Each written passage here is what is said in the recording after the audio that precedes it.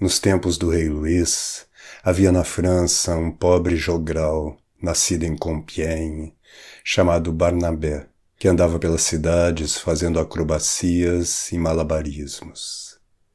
Nos dias de feira, estendia numa praça um velho tapete surrado, e depois de chamar a atenção das crianças e dos transeuntes com várias piadas que herdara de um velho jogral e das quais não modificava uma só palavra, ficava em posições muito pouco naturais e equilibrava um prato de estanho na ponta do nariz. A multidão primeiro observava-o sem maior interesse. Mas quando, plantando uma bananeira, atirava para o alto e apanhava com os pés 6 bolas de cobre que brilhavam ao sol, ou quando, contorcendo-se até que a nuca lhe tocasse os calcanhares, dava seu corpo a forma de uma roda perfeita e, nessa postura, fazia malabarismos com 12 facões, um murmúrio de admiração subia da assistência e as moedas choviam sobre o seu tapete. Entretanto, como a maioria dos que vivem dos próprios talentos, Barnabé de Compiègne levava uma vida muito dura. Ganhando seu pão com o suor do seu rosto, carregava mais misérias do que a cota que merecia pela falta de Adão, nosso pai. Ainda por cima, não podia trabalhar tanto quanto gostaria. Para exibir suas habilidades, como as árvores para darem flores e frutos, precisava do calor do sol e da luz do dia. No inverno, não passava de uma árvore despojada das suas folhas e quase morta. A terra gelada era dura para o jogral. E, como a cigarra de que fala Maria da França, sofria frio e fome nessa adversa estação. Mas, como tinha o coração simples, carregava seus males com paciência. Não tinha jamais refletido sobre a origem das riquezas, nem na desigualdade das condições humanas. Acreditava firmemente que, sendo este mundo mau, o outro só pode ser bom, e essa esperança era o seu apoio. Não imitava os saltimbancos ladrões e fingidos que venderam sua alma ao diabo. Não blasfemava jamais do nome de Deus. Vivia honestamente e, apesar de não ter mulher, não cobiçava do próximo, porque a mulher é a inimiga dos homens fortes, como vemos na história de Sansão, narrada nas Escrituras. Na verdade, não tinha o espírito voltado para os desejos carnais, e lhe custava mais renunciar às garrafas do que às mulheres. Pois, sem nunca passar do ponto, gostava de beber quando fazia calor. Era um homem de bem, temente a Deus, e muito devoto da Santa Virgem. Quando entrava numa igreja, jamais deixava de se ajoelhar diante da imagem da Mãe de Deus e de lhe dirigir esta prece. Senhora, cuidai da minha vida até que Deus queira que eu morra, e quando eu morrer, fazei-me gozar das alegrias do paraíso. Ora, uma certa noite, depois de um dia de chuva, enquanto ele caminhava, triste e encurvado, levando debaixo do braço as bolas e os facões embrulhados no velho tapete, e morto de fome procurava um celeiro onde pudesse dormir, encontrou um monge que ia pelo mesmo caminho e saudou-o com cortesia. Como andavam no mesmo passo, os dois começaram a conversar. Companheiro, disse o monge, por que está vestido todo de verde? É para fazer o papel de bobo em algum mistério? Não, meu pai, respondeu Barnabé. Assim como me vês, meu nome é Barnabé, e ser jogral é meu ofício. Seria a melhor profissão do mundo, se desse para comer todos os dias. Amigo Barnabé, replicou o monge, tenha cuidado com o que diz.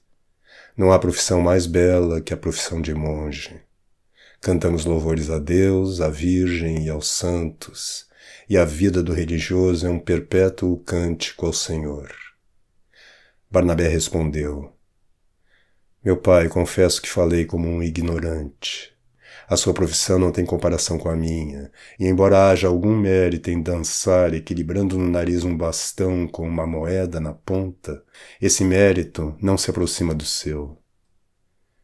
Eu bem que gostaria de, como senhor, meu pai, cantar todo dia o ofício, especialmente o ofício da Santíssima Virgem, por quem tenho uma devoção especial. Renunciaria com gosto à arte em que sou famoso, de Soissons a Beauvais, em mais de 600 cidades e aldeias, para abraçar a vida monástica. O monge sentiu-se tocado pela simplicidade do jogral e, como tinha discernimento, reconheceu em Barnabé um desses homens de boa vontade dos quais disse Nosso Senhor: paz a eles sobre a terra. Por isso lhe respondeu: amigo Barnabé, venha comigo e eu lhe farei entrar no mosteiro em que sou prior. Aquele que conduziu Maria egipcíaca através do deserto, pôs-me no seu caminho para levá-lo pela via da salvação. Foi assim que Barnabé se tornou monge. No mosteiro em que foi recebido, os religiosos competiam no culto à Santa Virgem, e cada um empregava em seu louvor todo o saber e toda a habilidade que Deus lhe tinha dado.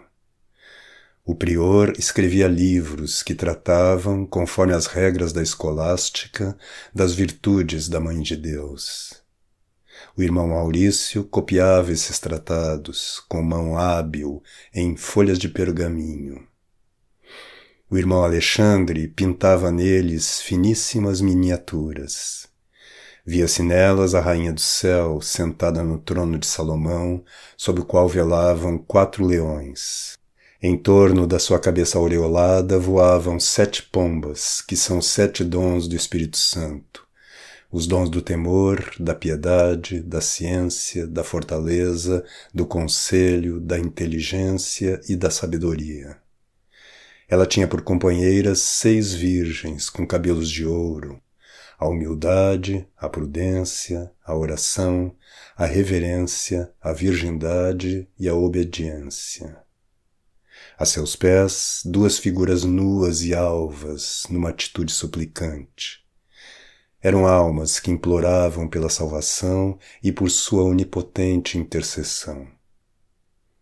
O irmão Alexandre representava em outra página Eva perante Maria, a fim de que se visse ao mesmo tempo a falta e a redenção, a mulher humilhada e a virgem exaltada. Podia-se admirar também nesse livro o poço das águas vivas, a fonte, o lírio, a lua, o sol e o jardim fechado de que fala o cântico, a porta do céu e a cidade de Deus, todas imagens da Virgem. O irmão Barbode era provavelmente um dos mais ternos filhos de Maria. Talhava incessantemente imagens de pedra, de modo que tinha a barba, as sobrancelhas e os cabelos brancos de poeira, e os olhos sempre inchados e lacrimejantes. Mas era cheio de força e de alegria na sua idade avançada, e visivelmente a rainha do paraíso protegia a velhice do seu filho. Marbode representava sentada em um trono, a fronte cingida por uma auréola perolada, e tinha o cuidado de que as pregas do seu vestido cobrissem os pés daquela de quem disse o profeta: a minha amada é como um jardim fechado. Às vezes também representava com os traços de uma criança cheia de graça, que parecia dizer: Senhor, vós sois o meu Senhor. Dixi de ventre matris meae, Deus meus és tu. Salmo 21, 2. Havia também no mosteiro poetas que compunham em latim prosas e hinos em honra da bem-aventurada Virgem Maria, e até um picardo que narrava os milagres de Nossa Senhora em língua vernácula e em versos rimados. Vendo uma tal quantidade de louvores e uma tão bela coleção de obras, Barnabé lamentava sua ignorância e sua simplicidade. Ai, suspirava, passeando sozinho no pequeno jardim sem sombras do mosteiro. Como sou infeliz por não poder, como os meus irmãos, louvar dignamente a Santa Mãe de Deus, a quem devotei a ternura do meu coração. Ai, sou um homem rude, sem arte, e não tenho para o vosso serviço, Virgem Senhora, nem sermões edificantes, nem tratados ordenados de acordo com as regras, nem belas pinturas, nem estátuas bem esculpidas, nem versos com pés contados e boa medida. Não tenho nada. Lamentava sua sorte e abandonava-se à tristeza. Uma noite em que os monges recreavam-se conversando, ouvi um deles contar a história de um religioso que não sabia recitar outra coisa senão a Ave Maria.